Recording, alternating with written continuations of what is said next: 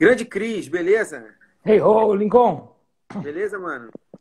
Quanto tempo, meu brother? Pô, quanto tempo, hein, cara? Saudade de você e a alegria de estar aqui contigo, cara, de verdade. Saudade de te ver também. Cara, a última vez que a gente viu foi aqui, na feira, Eu acho que foi na feira, eu acho que foi na feira. Mas 2013. naquele primeiro período da feira, não foi nem. Porque ela deu uma pausa, né? Aí agora voltou, mas acho que foi no final do primeiro período, eu acho. Foi por 2013, por aí. Quanto tempo, meu velho? Tempo, muito tempo. Assim, você não vai se recordar, mas eu quero remeter a nossa conversa. Primeiro, agradecer pela tua disponibilidade, teu coração. Para, velho. E A hora que você falou, eu já tava, tinha um sim já. você é um cara muito generoso e eu sou admirador do teu ministério e alegria realmente de estar aqui conversando contigo. Eu queria remeter uma passagem, foi quando a primeira vez que eu já tinha ouvido falar de vocês, do Filhos do Homem, mas a primeira vez que eu vi você pessoalmente, te cumprimentei, a gente conversou rapidamente, mas talvez você não vai lembrar. Aí eu vou ver se a memória tá boa, porque eu quero voltar no túnel do tempo para falar daquele momento, daquele período lá. Foi num louvor profético aqui em Petrópolis, no Rio de Janeiro, Uou! por volta de 2000 e eu não sei se 5, 6. Que ano foi aquilo mais ou menos, você Será que foi lembra? o segundo? Será que foi o segundo que a gente foi ou Foi, foi o primeiro? foi um que você estava acompanhando uma ministração, cara, que impactou muito a gente. Eu acho que foi do. Eu me lembro das pessoas. Eu fui muito impactado, eu acho que foi essa que a gente estava junto, do Gerson Freire, Uhum. que ele botou a Sim. Bíblia no chão e ele começou a pregar, mas também nesse dia tinha o Ademar de Campos, tinha o David Keelan, que também foi animal, Acho que foi entendeu? na segunda vez que a gente teve no Louvor Profeta, se não me engano. Mas foi muito poderoso, cara. Foi demais, né, bicho? Foi bom demais. Foi uma Foi, viagem. para mim foi muito impactante. A gente foi de Pato Branco ao Rio de Janeiro de van, cara. Não De sei van, né? quantos 1000 quilômetros, todo mundo amontoado na van para ir. Né? Muita coisa, né, brother? Mas assim, Cris, é o que aquilo? 2005, 2006, Eu 2004? acho que é por aí, 2004, 2005. 2005, né? Me fala o seguinte, Cris, a tua impressão, o teu olhar, hoje, claro, hoje, de hoje para com o passado. O que aconteceu no Brasil naquela época em relação à adoração, cara? Que houve alguma coisa que mexeu com o Brasil. É Houve. inegável, é inegável alguns fatos que mexeram, por exemplo, eu daria alguns exemplos. Por exemplo, a liturgia da igreja mudou efetivamente, mudou. Com Ninguém hoje certeza. é cantor cristão, ninguém hoje tem um espaço de louvor e adoração que seja minimamente algumas canções que foram influenciadas por aquele movimento. Uhum. Então, aquilo ali mexeu com a nação brasileira em relação a uma profundidade de adoração. Sim. E Filho do Homem e você, Cris, estava dentro desse processo. Uhum. Então, eu queria ter olhar hoje, não daquela época, mas hoje, já mais maduro, ministerialmente, uma pessoa que tem um conceito de uma visão bem mais ampla. O que aconteceu, Cris, naquela época? Olha, aquela época ela já foi fruto de 78 a 90, que Uhum. foi quando o Asaf gravou com o Dom em 78, e dali para cá começou a vir Asaf Borba, e logo no final dessa época começaram as comunidades, né? Koinonia, que tinha Sim, Ludmila Ferber, Kleber Lucas e Bené Gomes, sim. e paralelo a isso veio Renascer em Cristo com as bandas gospel, né?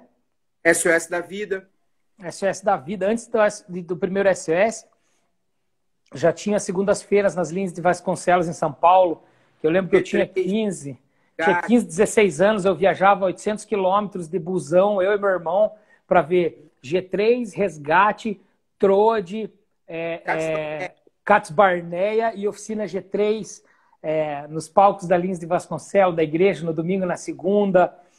Então era um momento muito especial. A gente ali com 13, 14 anos sonhava em ser ou Brother Simeon ou Bené Gomes, né? Eu lembro a primeira vez que o Kleber Lucas tocou num congresso das comunidades em Campinas. Há uma luz no fim do túnel, há um motivo de ser você. Eu estava saindo de uma disciplina que tinha tomado da igreja. E eu cheguei lá nesse lugar, e um dia era Kleber Lucas e outro Cats Barnett, era um congresso. E quando ele começou a tocar, ele estava ali entre os pastores, eu filho de um dos pastores, né? Meu pai já andava com o pastor Robson, o pessoal naquela época. Kleber Lucas falou assim, viu, tem alguém que toca bateria, tem uma música que eu queria apresentar, então só eu com o violão. E eu subi, e aí eu lembro que eu cheguei pro meu pastor, falta 2 meses para eu sair da disciplina de 1 ano. Falta 2 meses para eu sair da disciplina, eu posso tocar com o Kleber Lucas? O pastor me abençoou, me tirou da disciplina. E eu pude tocar com o Kleber Lucas. Né? A primeira vez que ele cantou a música. Então, a gente veio de uma época de louvor e adoração que hoje, olhando para essa época, eu chamo de simplicidade e inocência. Porque a gente não sabia que existiam coisas em volta. A gente queria cantar e adorar dentro da igreja. O Kleber fazia músicas dormindo. Né? A Ludmilla tinha 24 anos de idade. Com 14 anos eu peguei a mochila lá de Pato Branco. E meu pai me deu uma passagem de avião de presente de aniversário de 14 anos. E eu fui para Brasília para ir visitar, para conhecer o Koinonia. Legal. Para saber o que era. Quando cheguei no Koinonia, a Ludmilla, eu cheguei no culto domingo à noite, né? Terminou o culto, 14 anos com mochila nas costas, sozinho, cara. Não sei nem se tinha levado documento, né? Que era a época você... E aí, quando terminou o culto, eu perguntei pro pastor Robson, você lembra de mim? Sou filho do pastor Eliseu, de Pato Branco. Tem um lugar para eu dormir? Porque eu cheguei de viagem hoje, estou na igreja desde tarde aqui, queria saber se o irmão podia me hospedar. E ela, tem uma irmã aqui, Ludmilla, casada, com filhos, né? Depois dormi na casa da irmã Ludmilla, que eu não sabia quem era. Eu sentei eu lembro que ela me pôs num quarto, assim, eu todo com vergonha. A hora que eu entrei no elevador, a filha mais velha, eu tinha um cabelão comprido, né? E era gordinho, né? E a filha mais velha dela, na época, devia ter 2, 3 anos. Eu entrei no elevador com ela, com o marido, com a criança, assim, né? Aí a menina olhou pra mim, mãe, isso aí é menino ou menina? E eu lembro que eu fiquei num quarto, né? E aí fechei a porta do quarto, tomei um banho, fechei a porta do quarto, não tinha coragem de sair do quarto e vi que tinha assim umas apostilas de canto. Comecei a me xericar no quarto, né? De canto, de música. Eu falei, nossa, ela é professora de canto, toca violão. Enfim, era a Ludmilla Ferber. Então a gente veio uma época onde a Ludmilla Ferber ela queria cantar e adorar. E não tinha um mecanismo por trás, entendeu? O Kleber queria cantar e adorar, não tinha mecanismo, não tinha gente vendo, não tinha personalidades, personagens construídos, nenhum de nós tinha. Era só o que a gente era dentro de casa, né? Tomava banho, soltava pum, comia um sanduíche, assistia um filme, adorava, tocava um violão, saía com os amigos, era o que todo mundo era. Quando o Filhos do Homem começou, o meu sonho... O que você fala é que tem uma certa ingenuidade. Ingenuidade, isso. Um amadorismo e uma certa ingenuidade sincera, né? E não tinha abundância de recurso. Então a gente tocava com violão ruim, tocava com bateria ruim, tocava com som ruim. E a gente só queria tocar e tudo era o máximo. Então eu cheguei a fazer louvor, eu na bateria com o microfone e o Raulinho no sax. A gente fazia louvor, 2 horas de louvor e o povo adorava. E a gente hoje você imagina, um saxofonista e bateria no palco só. Faz sentido? Né? Então a gente usava o que tinha. Nessa época aí do louvor, quando o Filhos do Homem começou a sair, já se tornou um ministério de louvor, a gente ainda era do louvor da igreja. Então a gente fazia fora de casa o que fazia na igreja no domingo. E isso eu acho que é uma grande... uma coisa que era muito profunda naquela época. A gente era o que era, tocava, o que fazia na igreja, fazia no palco. A gente não tinha um pensamento de que as pessoas enxergavam a gente diferente. Eu só queria cantar e tocar e adorava ver a dança. Quando o primeiro ministro de louvor chegou para mim, do pessoal da Worship, que eu comecei a entrar em contato com o pessoal do Rio de Janeiro, o pessoal mais famoso, e alguém falou para mim assim, você tem que cuidar porque a tua adoração está sendo interrompida pela performance da tua equipe. Eita. E eu não entendia o que queria dizer performance. A gente dançava. A gente fazia coreografia e dançava. Por que a gente fazia coreografia? Porque a gente era King's Kids quando era criança, da Jocum. A gente não tinha dança profética. A gente não sabia cantar sem dançar com a galera junto. Entendi. E de lá veio o Gerson Freire também, né? Então eu creio que era um amadorismo com a inocência e uma simplicidade que eu acho que os ministros de louvor eram muito mais parecidos com o povo do que são hoje. Sim, isso. Agora veja bem. Você fez uma construção de uma galera um pouco antes daqui eu quero especificamente mencionar quando eu te encontrei no auge do Filhos do Homem.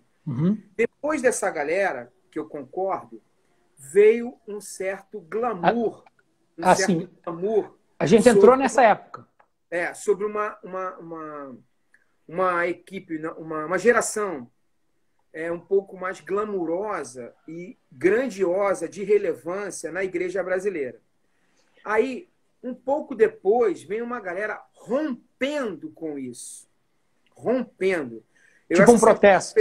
Com Davi Silva, e está gravado até, vou botar no YouTube, porque essas lives estou gravando para registrar, né? Como podcast muito também. Bom, muito bom.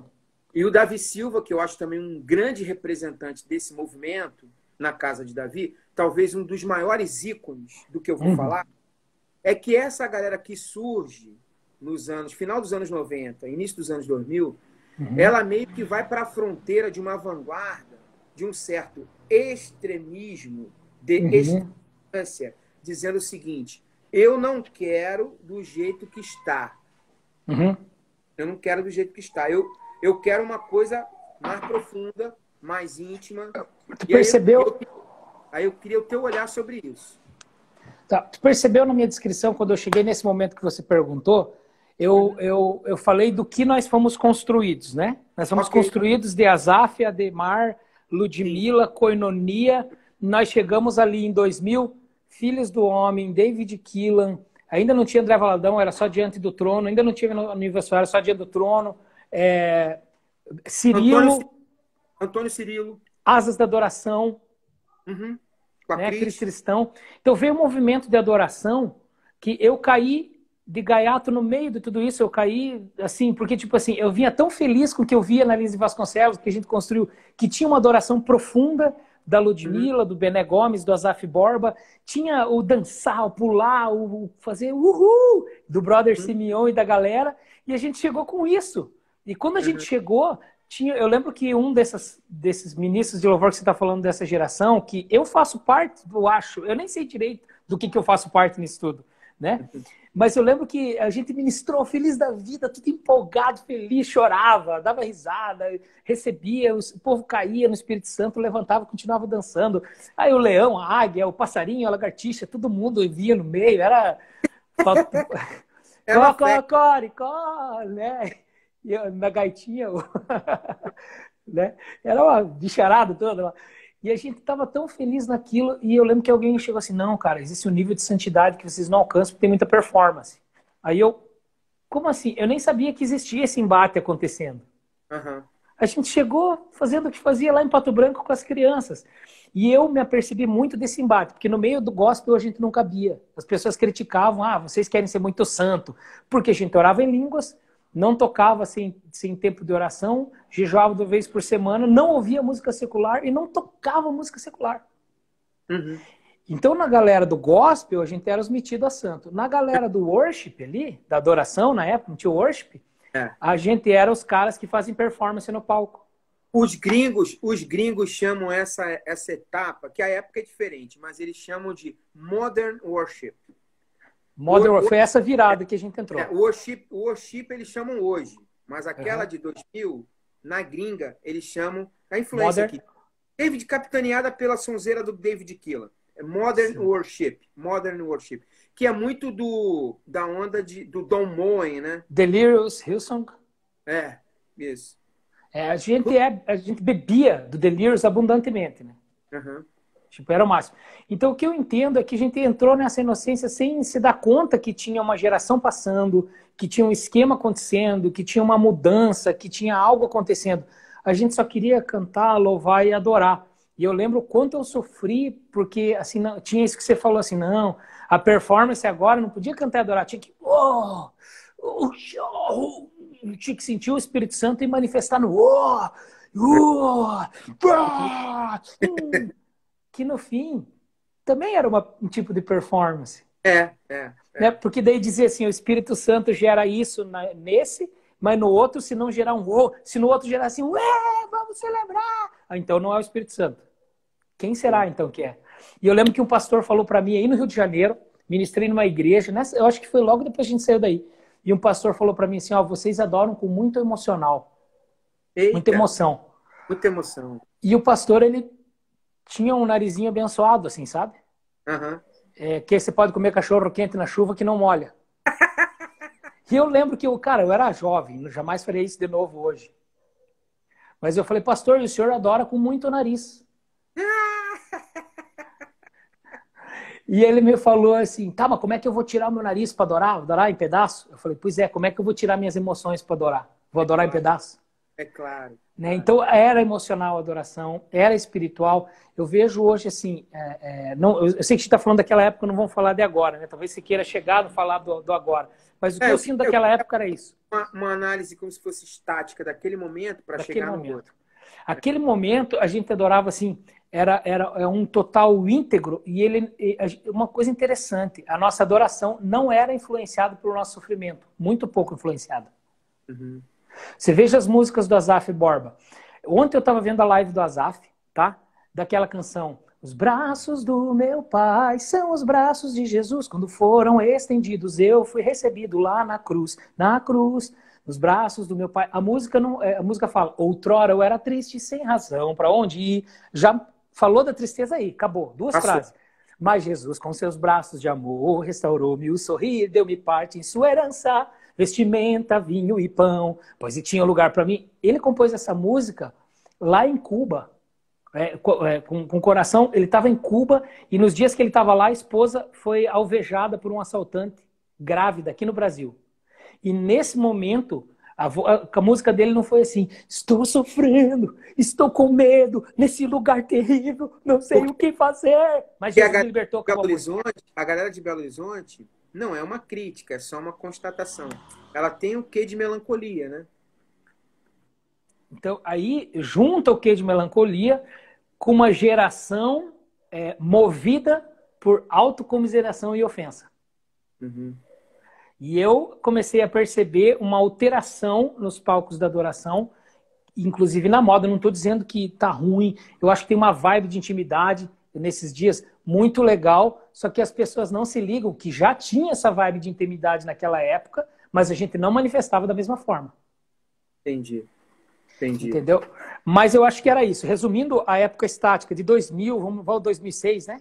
Uhum. 2000, 2006, essa época, vamos dizer assim, onde se vendia mais CD. Sim. Né? A época do CD. Se eu tivesse que dar dois exemplos, assim, junto com o Filhos do Homem, a galera toda de Belo Horizonte que a gente falou, eu citaria o Davi Silva como um dos últimos dessa geração. E um cara que eu chamo, ele não gosta que eu fale disso, mas eu já falei isso para ele, posso falar aqui, que eu acho que é um filho, é filho temporão dessa geração, é o Fernandinho. Eu acho que o Fernandinho é um filho temporão dessa geração. Né? Vou te contar a história com o Fernandinho. Ele não gosta que eu fale isso, já falei, ele não gosta, mas é a minha opinião. Ele não gosta por quê? Não entendi. Porque ele acha que é uma crítica, ele acha que isso, por exemplo, falar que ele, por exemplo, inspirou no David Kinlan, ele acha que ele tem uma carreira, uma trajetória diferente da do David, por exemplo. Bem diferente. Eu acho que, por exemplo, a postura de voz dele é uma impostação de voz semelhante à do David. Ele não gosta desse comentário. Engraçado, cara, eu nunca reparei isso. Eu acho a voz do Fernandinho tão peculiar. Ele tem um lugar aqui que ele canta que é tão diferente. Acho. E acho ele um filho temporão dessa geração. Minha opinião. Eu tive na igreja dele em Campos. Ele cuidava do louvor, eu acho. Ele que me recebeu. E ele falou assim, cara, foi o primeiro CD que eu ouvi. Ele falou pra mim, isso lá em Campos. Foi o primeiro CD que eu vi que tem guitarra de rock na adoração. O que você ouve? E eu dei um CD do DC Talk pra ele. Falei, DC Talk e Nirvana. Maneiro. Não, tem uma pilha dele, do filho mais velho dele, não agora, que o garoto tá bem grande, mas há uns 5 anos atrás, 5 não mais, uns 7 anos atrás, que acho que é Asaf, filho. O Asaf deu um CD para ele, é uma história clássica dele, estava perto dele quando isso aconteceu. Deu para ele um CD do P.O.D. E aí falou assim, pá, isso que é som. Aí ele falou, caraca. O meu rock tem que ser mais de vanguarda. Mas, cara, o Fernandinho tem uma pegada de rock. Eu acho que aquilo que a gente estava tentando fazer em 2002, o Fernandinho conseguiu fazer. O Fernandinho tem uma pegada old school, né, de rock, que inclusive eu sou guitarrista, né? Essa galera hoje precisa entender o que é peso de rock and roll. Você entendeu o que é um TS9 com compressorzinho? Eu tenho um TS9 da Ibanez, um verdinho, exatamente, um Tube Screamer, né? Com compressorzinho e uma Fender com o capo de trás. Porque a galera fica muito no The Edge, né, cara? E não conhece uns caras que são mais pesados, entendeu? Característica musical dessa geração que veio com Delirious e ó, a adoração mudou depois do Coldplay e do U2. Exatamente. Virou Coldplay e U2. Tipo assim, acabou. Exatamente. Tudo que for fora da linha, eles dizem, é uma linha mais espiritual, é uma linha... Não tem espiritual, não é questão de espiritual, é questão musical. Questão musical, E essa outra galera do Modern Worship... Não estou dizendo que é ruim, não estou dizendo que é ruim. Estou dizendo que é o fato. É aquilo ali. É o fato. Isso, concordo. Tenho a mesma opinião. E a galera do Modern Worship já é uma galera influenciada pelo rock and roll de estoque, anos 70.